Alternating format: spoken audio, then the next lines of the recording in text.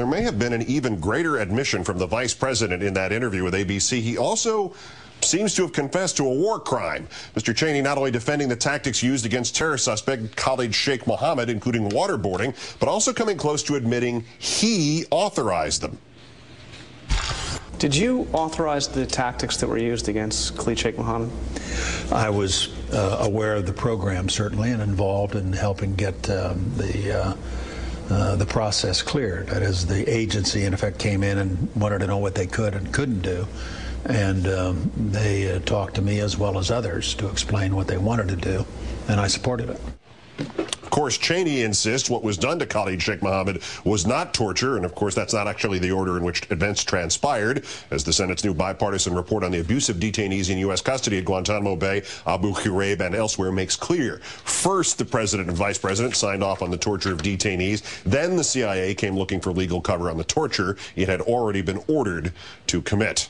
Let's turn now to Jonathan Turley, constitutional law professor with George Washington University. John, thanks for your time tonight. Hi, Keith. So as overly dramatic as this question will sound, did Dick Cheney just confess to a war crime? Yeah, it's an interesting question, isn't it? It's like that type of Zen question. If someone commits a crime and everyone's around to see it and does nothing, is it still a crime? And I think that's really the argument of this administration. It can't be a crime because no one's prosecuted us for it.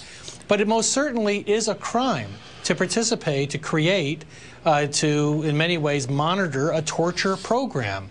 And indeed, it's one of the crimes that defines a nation committed to the rule of law. If you have to create a new nation, one of the first things you do is to disavow this form of illegality. So you have the vice president sitting there saying, yeah, we talked about it, they came to me, I supported it, and I helped put it through.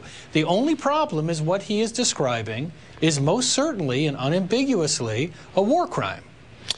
Except if, as you suggest, nobody prosecutes him for that, which it jumps ahead to the lasting legacy of what happens if the next administration does not press this. Do we let, the International Court at The Hague come in and take over all of our responsibilities for policing our own act here, or where does this go domestically if he's made such a statement?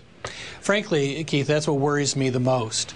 Is that you can't talk about change without having some moral component to it. It's not just about creating jobs or lowering the price of gasoline. What occurred in the last 8 years was an assault on who we are. And I think that President-elect Obama is going to have to decide whether he wants power without principle or whether he wants to start with a true change, to say that no matter where an investigation will take us, if there are crimes to be found, they will be prosecuted. Now, right now, many leaders in Congress are trying to create a new commission that is designed to avoid any criminal prosecution, and those leaders happen to be Democratic leaders. But it will ultimately depend on citizens and whether they will remain silent in the face of a crime that's been committed in plain view. A little less obvious, perhaps, because there's no confession up front, but what was in that Senate report, that the person who authorized all the abuse and torture of the prisoners at Abu Ghraib in Iraq was President Bush. Could that be a war crime? Well, it most certainly can. That's the amazing thing about all of this, is that the fact that this is a war crime is pretty much accepted by most legal experts. In fact, it's hard to find one who says that it's not. Waterboarding goes back to the Spanish Inquisition. It wasn't some invention of Dick Cheney's mind. It was something we prosecuted Japanese officers for when they did it against our soldiers. The English sentenced people to death for it. We prosecuted people again even earlier than World War II in the Philippines. It is a well-established war crime. It's not the law that's in question here. The question is the politics, and most importantly, whether the citizens of this country will understand that they can't simply treat Cheney like some Darth Vader who controls their very thoughts and actions. It is equally immoral to stand silent in the face of a war crime and do nothing.